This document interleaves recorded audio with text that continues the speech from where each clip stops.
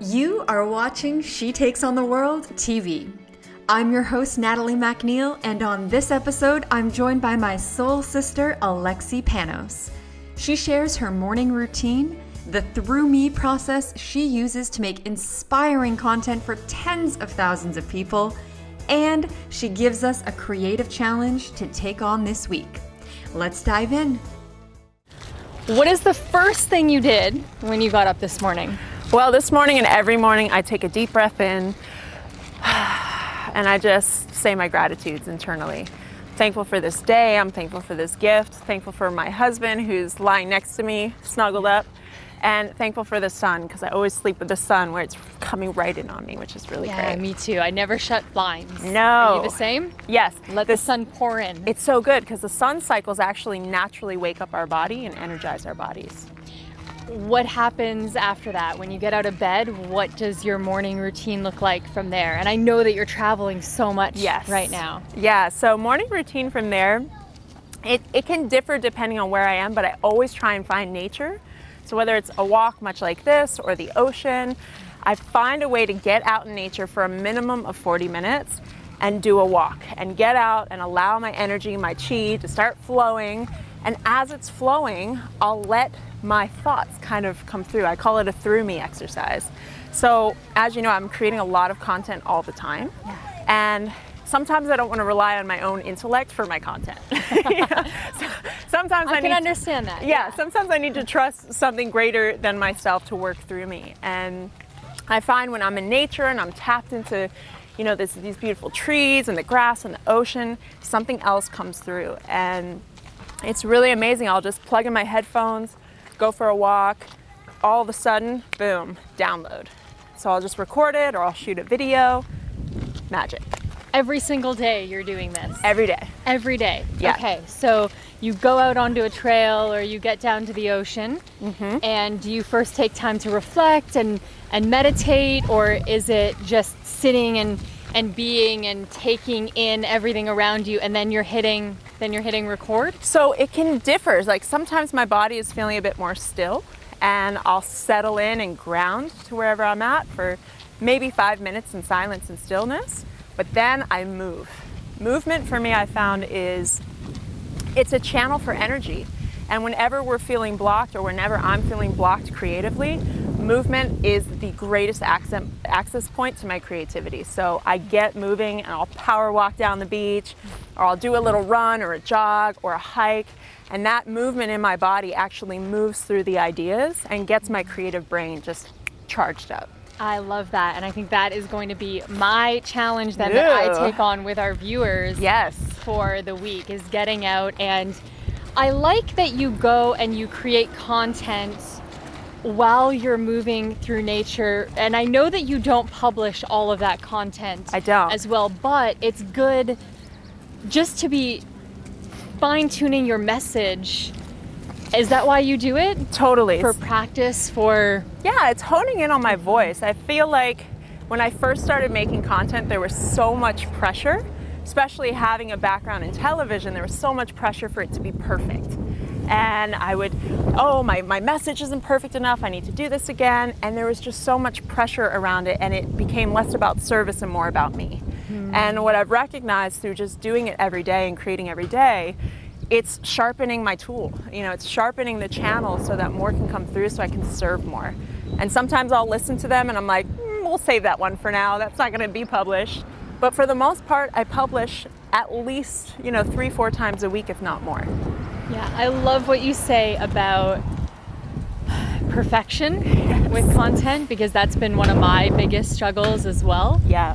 And I just wish people would share what's on their hearts and not worry about making it perfect. And that is one thing I really appreciate about your content, actually, and want to acknowledge you for, because even when it doesn't feel perfectly refined, I just love that you do it anyway. And I've seen, especially as you've been on the road now, and you're living this nomadic life, I've seen your really polished videos, and then I've also seen your videos that is just you sitting in front of a computer, and they are just as good and like just as magical. We still get Alexi. Yeah, and you know what's so interesting is I'm finding I'm leaning towards the unpolished, raw videos. Like, what is that right now? I don't know. That? I love it. That's all I want to do. That's all I want to do. And it's so funny because, I mean, you and I both know video content is where it's at right now.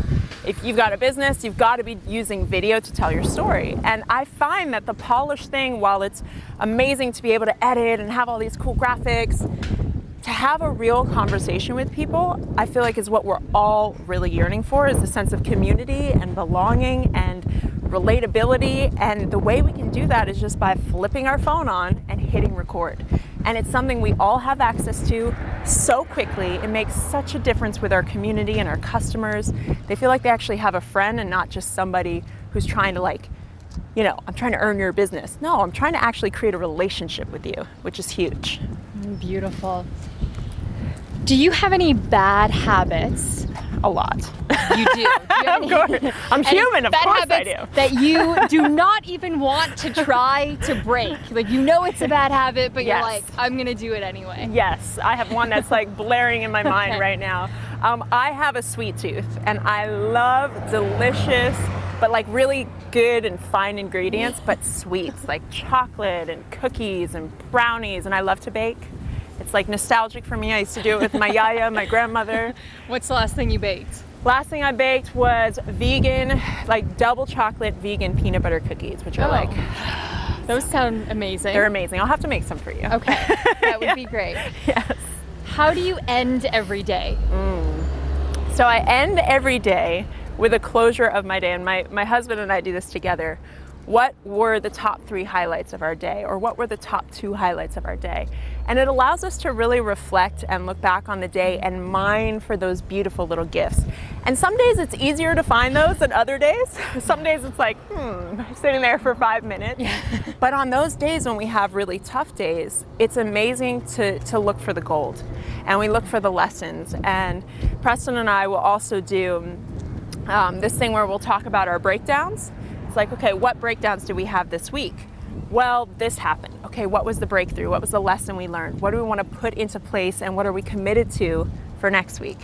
And it just changes how we be with life, because life is always happening, stuff is always happening, good and bad, and we really have to reframe how we be with all of that.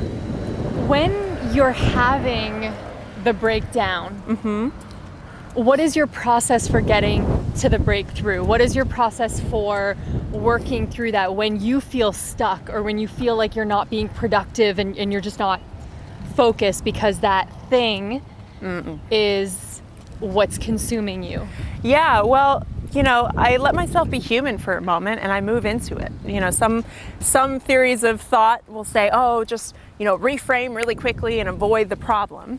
But for me, I find that if I don't move into it and acknowledge it, it kind of still lingers. And I just move right in and I say, okay, why is this here for me right now? What is here for me right now? How am I feeling? Where am I feeling it in my body?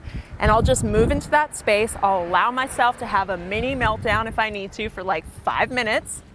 And then it's like, okay, now that we're done with that, what do I choose now?